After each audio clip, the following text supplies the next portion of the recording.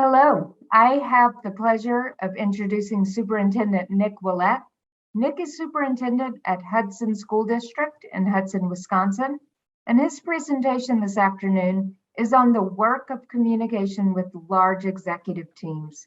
Please join Nick in hearing about ways to cascade and thoroughly build communication in large executive teams. I know that you will appreciate Nick's stories and that you'll experience takeaways from this conversation that you may wish to try in your own organization. Enjoy the presentation this afternoon. I want to welcome everybody. I look forward to the opportunity to share a little bit about what we're doing in the Hudson School District. My name is Nick Ouellette. I'm the superintendent of the Hudson School District, and I'm going to be talking a little bit today about aligning our strategic and cultural elements and empowering our large executive team. And so what I'm going to go through and talk to you a little bit about is the Hudson School District, give you a little bit of a background. And the Hudson School District, we're a community of just over about 30,000 residents. We're a tier 2 suburb of the Minneapolis-St. Paul area. However, we are in the Wisconsin side of the river. We have about 5,500 students and 800 full-time staff members. We have about 40 members on the district-wide leadership team. Our district has very low economically disadvantaged student population, so we do not have a high level of kids that come from a needs-based background. The other piece is we're a pretty homogeneous student population, our school district. So we're suburban, but we kind of work through some things. When we look at continuous improvement and aligning things, we really are looking at our 4 questions, and our 4 questions are related to continuous improvement. And the first question that we look at is we want to look at what do we believe, what does that mean, how do we get there, and then how do we know we got there.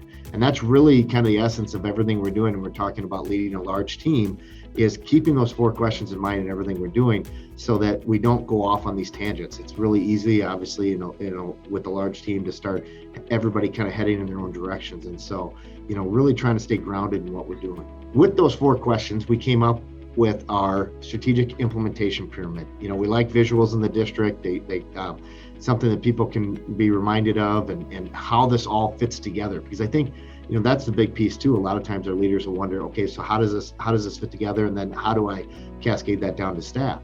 And so we have at the base of our pyramid really is our mission, vision, and values. That's related to what we believe. And then that next step up is going to be our strategic plan. What does that mean? How do we take the words on the wall and move them more into practice? And then we have our scorecard action plan, and that's really how are we going to get there for this year, and mapping some of those things out. And then the last piece is really looking at our data. How do we know we got to where we want to go, or how do we know we got there? And so just definitely important pieces as it relates to moving things forward. As I said, the mission, vision, and values and strategic plan are really around what do we believe and what does that mean. We created as a school district a 1-page kind of summary or snapshot that has our strategic plan, it has our mission, it has our vision, and it has our values on it. And so we want to be able to have a one-page snapshot of everything kind of in one location. We can put up in buildings, we can put in community mailings, and so people really know where we're coming from and where do we want to go over the next 5 years. Then we have what's called our strategic plan map. It's part of our strategic plan, but really it starts to dial in. And this is where it's really important for our leadership staff is to really understand, okay, over the next 5 years, how do we operationalize our strategic plan? And making sure we're all aligned and what are the different parts and what that's going to look like. And so what we do with this is we work as a district-wide team to start to figure out, okay, this is, for example, the high school's action map, their strategic plan map. And really what this is how are they going to spend their time? What initiatives are they going to be looking at over the next 5 years? They're presenting out to our entire leadership team. We're all holding each other accountable as we work through it. But it's not just buildings, it's also departments. And so, here are 2 other pillars as it relates to different departments. And notice that not everybody's going to have something in every box, because you can't focus on everything all the time. And so we really want people and different departments to focus on the areas that they can work on. This happens to be teaching and learning. 2 of the pillars related teaching and learning and where they're going to focus on their time. And they're going to continue. It'll evolve. We'll look at this every year. We'll make some adjustments and plans, but we really want to know, where are we going? So we have a roadmap for the next 5 years so we don't get knocked off course. This last one is another example of the roadmap, but this is like, for example, human resources. So a lot of times people will say, how does this apply to academic side of the house? So really what this is looking at, how is human resources going to operationalize our strategic plan over the next 5 years, and what does that look like for them? And they're obviously a big focus for them is going to be related to staff and the implementation of making sure that we have a strong staff that we're able to retain and recruit positive individuals for our district. And so this is really kind of just to give another example of, yes, it can be done even in HR, even in finance. And so every department we have in the district, plus every building, has a map of what is it going to look like operationally over the next 5 years from our strategic plan, taking those different initiatives. So then we have what's called our scorecard action plan. And so this is really how do we know we got there? And this should be familiar, related to the work we've done with Studer, is really it's every year this is our building goals or our department goals.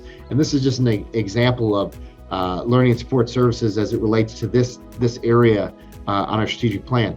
What are they going to do over the next 4 quarters to implement to get to our targets? And so everything is about, making sure that we have a plan in place, making sure we have targets, making sure we have checkpoints, because it's so easy to get bogged down in the day-to-day operations of the district that you tend to forget about where you want it to go long-term, or even, how this year rolls into next year, and so on and so forth. And so our scorecard action plans really have kind of taken the place of our building goals or department goals.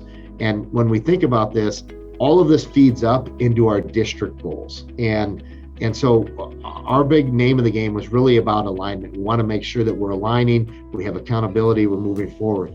So as we look at the last or the main takeaways as it relates to leading a large group, one of the main important things is you have to know where you're going. That's an important piece. So those maps, the strategic plan, understanding those different pieces is important. So people understand this is the direction we want to go. The alignment piece is equally important, making sure that we're all tying back to our district strategic plan, making sure our buildings, making sure our departments are all rowing in the same direction, so we don't go off on those tangents. The accountability piece really is about having results and being results focused.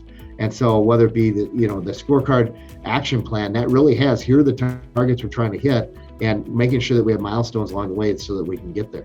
And then that last piece is focus. So often in school districts, we can go off on these different tangents, and people go to a conference, or they hear at a meeting, hey, this should be the next initiative, or this should be the next thing we're doing. We really want to keep our focus on our strategic plan, on our strategic initiatives, and moving things forward.